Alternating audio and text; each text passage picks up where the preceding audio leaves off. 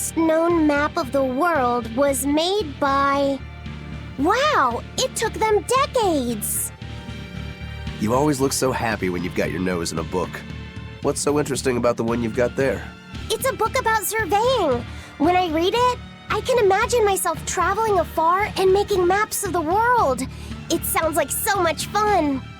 I know just how you feel. I know Magilu and the others don't understand.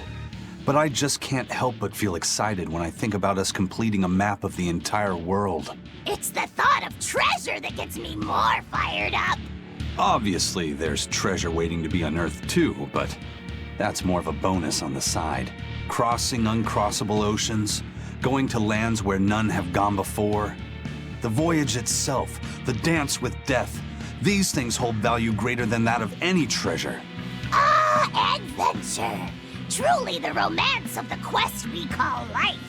Laphicet, you had a map, didn't you? The one you dropped when we first met?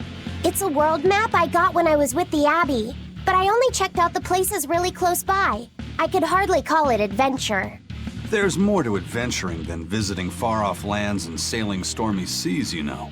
Adventures are about achieving your ambitions and leaping across the walls we've built to protect ourselves, no matter the danger that waits on the other side. There are no big or small adventures. Even if I only went to Helavis and the Figal ice caps? Think of it like this. When you sneaked out of town without the Abbey noticing, when you walked the land and compared it to your map, how did that make you feel? It was scary, but fun. Exhilarating. Then it was an adventure. The map you made within yourself is a treasure that's only yours. Wow, my very own treasure!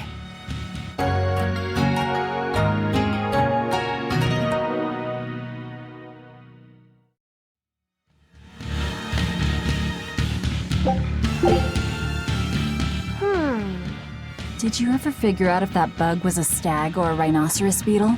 Actually, I still haven't really looked into it. Why not? Weren't Rokuro and Aizen pretty curious to find out too? They're why I haven't. They both have really strong opinions, and they both make a believable argument. And if I determined it was a new kind of beetle entirely, my decision would change the very course of their fates. Their fates? I think you're exaggerating things. Hey, what are you guys talking about? We're still hashing out what that Rhino-Stagros really is. Kiddo here's holding off on his final decision because he's worried about how you'll take it. You're both adults. Can't one of you just give in so we can move on? It's a rhinoceros beetle. I'm not backing down on that. No, it's a stag beetle.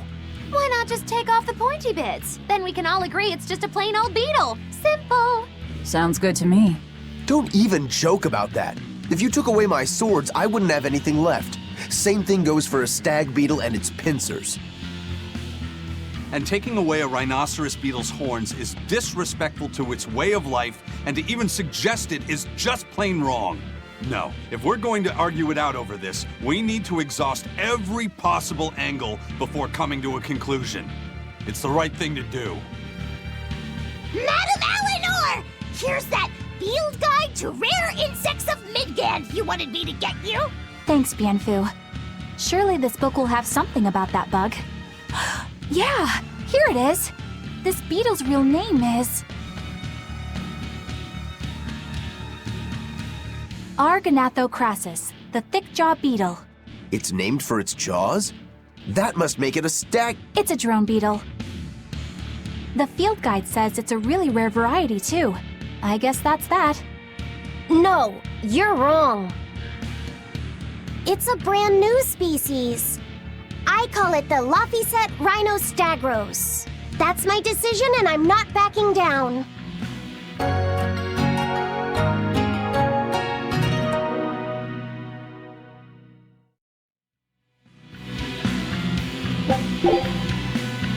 How many times do I have to tell you? You just don't get it! You're the one who doesn't get it! You're just making a lot of trouble where there shouldn't be any, old man! What did you just call me? Say that again, I dare you! Both of you, shut up already! You're making so much noise that I'm tempted to devour your heads just to get some peace and quiet! Honestly, I find it odd how you pirates, who are on the same side, are always fighting. Yet you don't hesitate to rescue shipwrecked Abbey sailors who are your enemy. What's so hard to understand about that? You're treating your ally like your enemy, and your enemy like your ally. Seriously? You still have a lot to learn, apparently. What the hell does the Abbey teach you, exorcists? You talk all about going around helping people, but you don't know the first thing about sailing. Are you implying that the first thing about sailing is to help your enemies? I can't explain it to the likes of you. Benwick, you explain it to our esteemed exorcist here. Well, you see, when somebody out at sea is in trouble, we don't refer to them as allies or enemies. You might think nothing of being aboard a ship, but take a moment to think about how vast and deep the ocean is. Now imagine if you weren't on a ship, if you were out here alone. Sends chills down your spine, doesn't it? I guess I can't argue with you there. Out on the sea, even just a single board of driftwood can mean the difference between staying afloat and succumbing to the depths of the water. That's why even when we raid and sink a ship, we pull up anybody who took for the water, and we bring them aboard. I know it sounds hypocritical to attack someone's ship and then rescue them out of the water, but that's just the way things are on the sea. You pirates are an interesting bunch. Plus, if the people we rescue end up getting another ship, we can attack them again and take all their new loot. You don't go and kill every last prickle boar in the forest, or else you won't have any more to hunt later. It's the way of the world. And my faith is gone. All right, but why were you two fighting to begin with?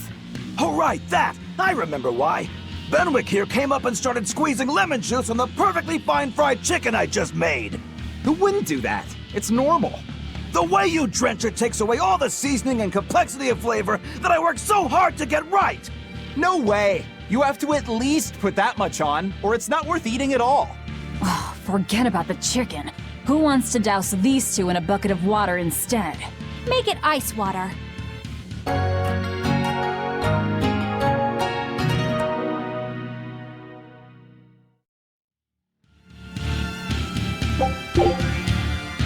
Dial, Medusa wants to use some octopus demon to make dinner tonight. Let's go catch some together. Okay, sure.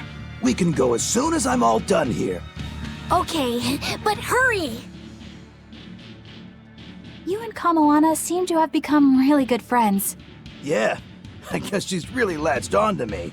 I think it meant a lot that you protected her when we were attacked at Titania. She told me that lizards usually feel cold to touch, but that you have a warm heart deep down. That's not me at all. I'd have run away if I had my tail back, but I'd already gotten surprised and dropped it. So what else could I do but fight? Oh yeah, I guess you'd lost your tail, hadn't you? Has Kamoana stopped trying to scare you after that? It looks like it, yeah. Long enough for my tail to regrow again, at least. Oh, it's back! I didn't see. Boo! Ah! Oh no, his tail! Kamoana, sweetie. You know better than to scare Dial. But he's being so slow! He kept me waiting too long. But I'm sorry. It's all right. It'll grow back again. And besides, lizard tails make the best bait for octopus demons. I'm sorry I kept you waiting. Now how about we go catch us some dinner? Yay! Let's go, Dial! Let's go!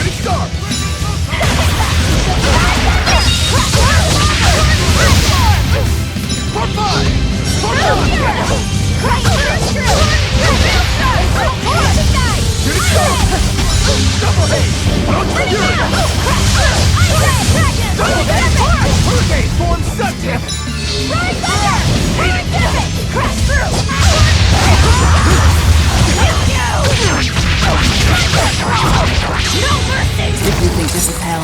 I'm so sharp! I'll drag you down and grind you into hell! And pull the fire!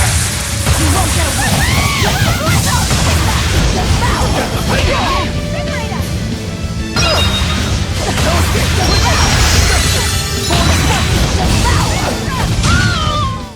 That was a considerably powerful enemy.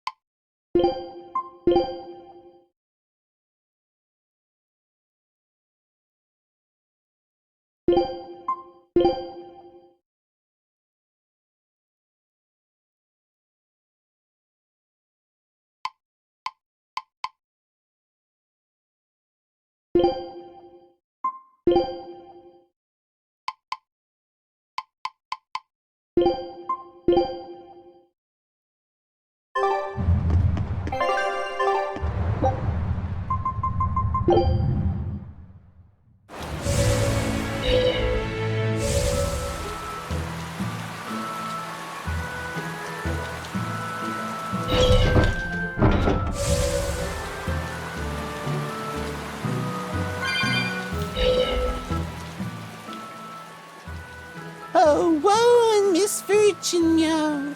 The harbinger of the end has come to Norman Island, meow. The harbinger of the end? What are you talking about? The harbinger of the end is said to deliver judgment upon the world, meow. If he judges us bad, he will destroy us all. If he judges us good, he'll grant a single wish, meow. That's rather binary.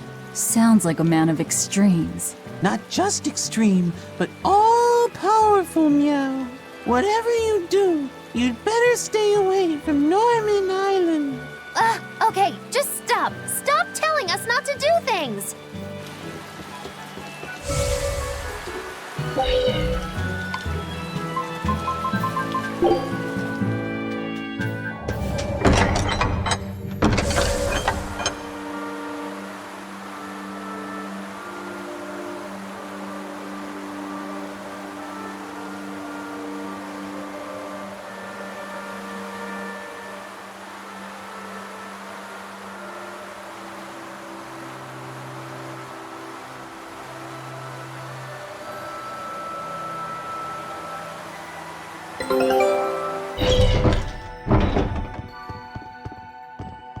Magilu's real name is Magilonica, isn't it? Yes, it is. She's always been so distant.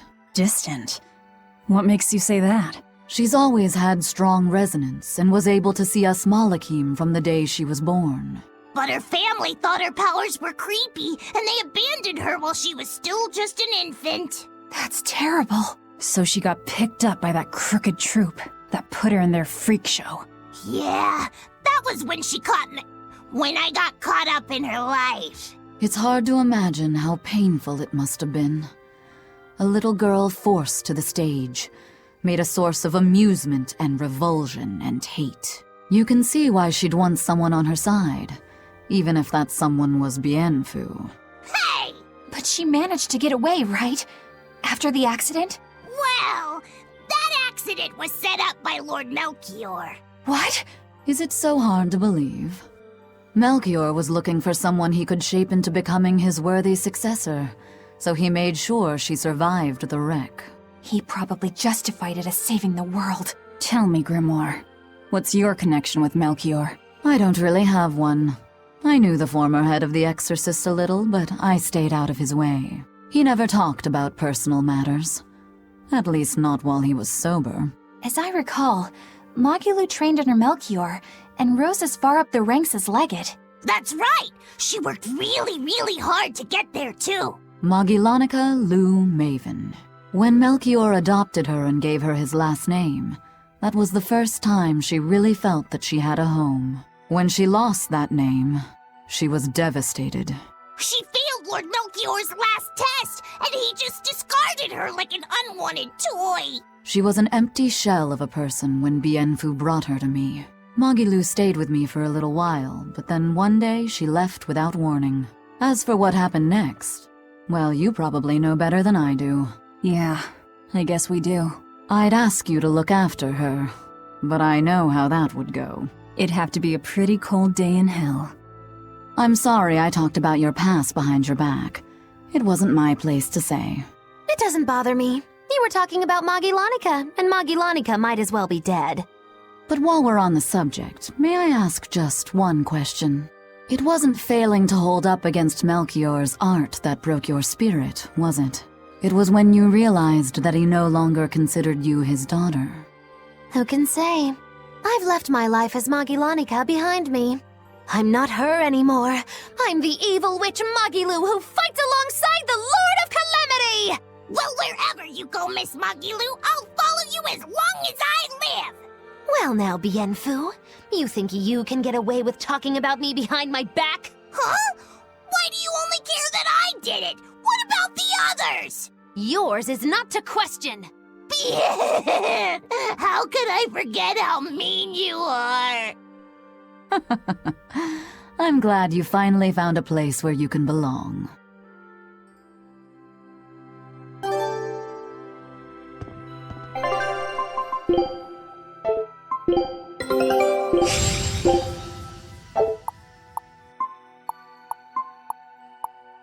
Scout.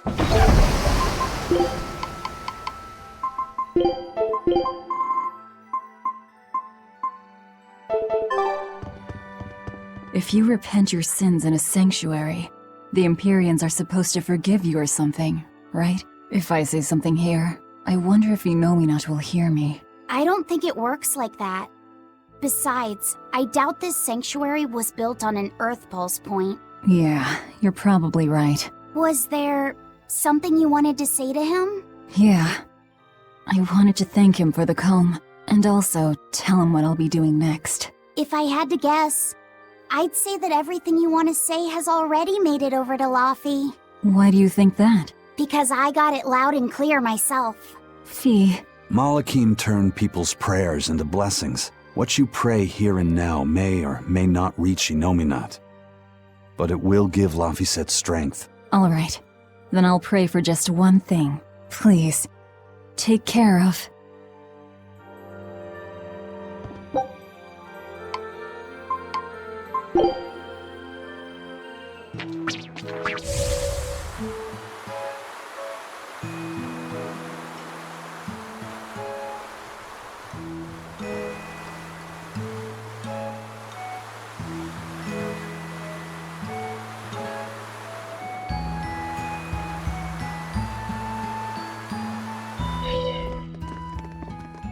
Oh, it's Jude and Mila. What are you two doing here?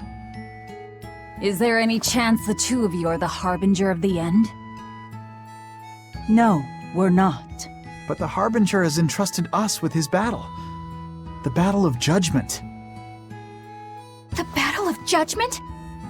You're not saying that if we lose to you, our world will be destroyed, are you? That's exactly what we're saying. This Harbinger of the End, did he promise to send you back to your world if you won? Look, we just have things left to do back in Rizamaxia. I'm sure you do, but... we've got unfinished business here in our world, too. A girl and her pet? You really want to take us on? Not a pet. Magic Kazan! A human! What? I've never seen my little incantation have such an effect before! Such is the power of the Harbinger of the End. Perhaps now you see the gravity of this battle. You'll have to give it everything you've got if you want to beat us. Let's go! In place of the Harbinger of the End? Let the battle of judgment begin! What are you two trying to do?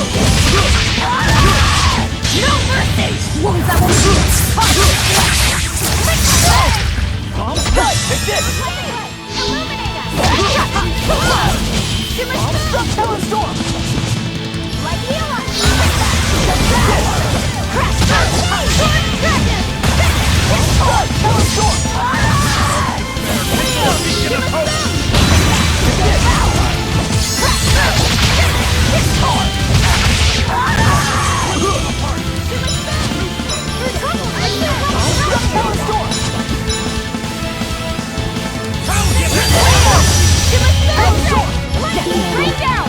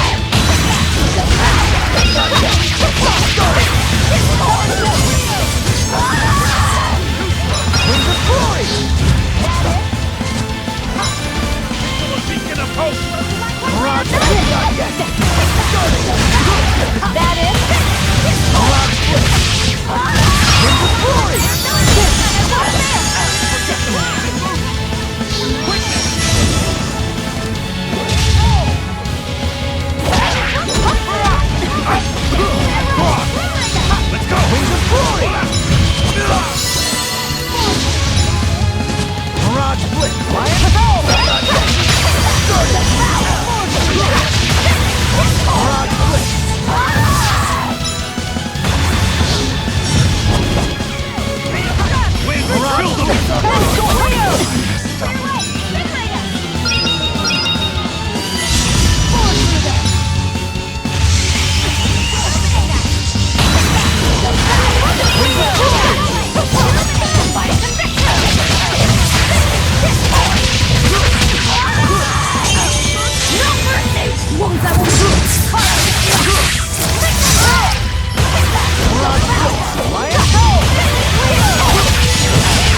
Fire!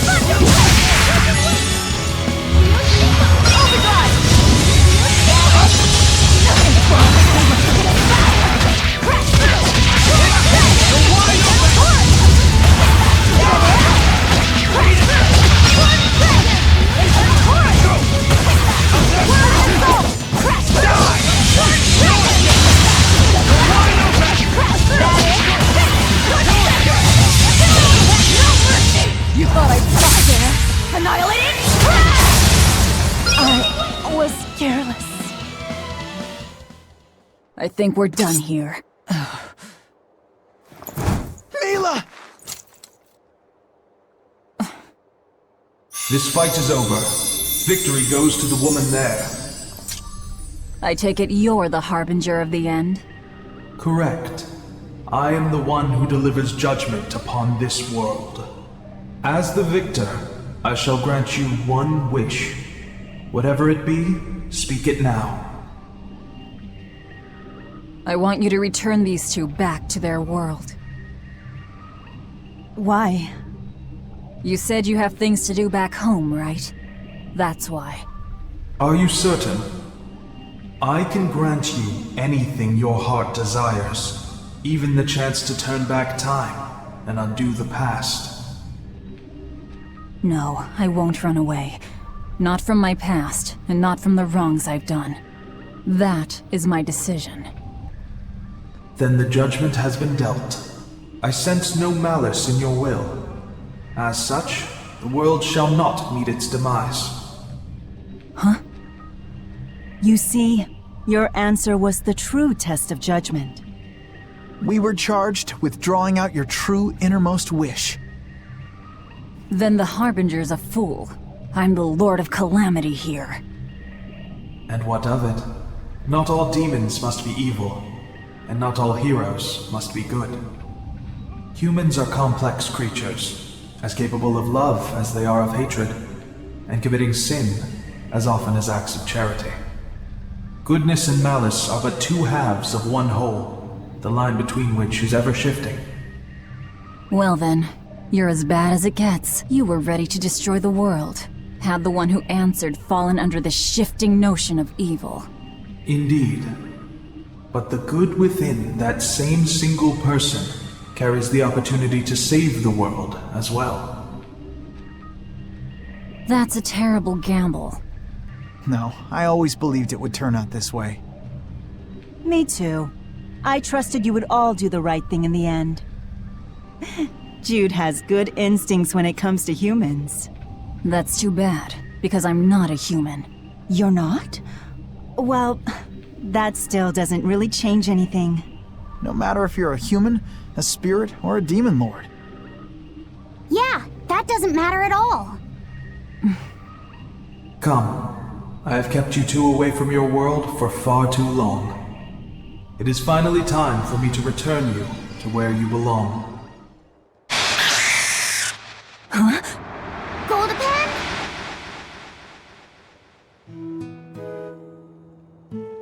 Was that Goldapan talking just now? When the end times come, a talking Pengyon will declare judgment upon the sinful. Goldapan is said to be an ominous creature that signals the end of the world. Oh yeah, I remember all that now. I can't believe that Goldapan was the harbinger of the end. That was a close call. If Velvet had devoured everything like usual, the world would have ended. Hey, I'm not the Reaper here. Anyway, I'm glad Jude and Mila were able to go home. Definitely. Although, I'm not sure I'll be able to eat penguin meat ever again. Indeed. Wouldn't want to accidentally nosh on the harbinger of the end.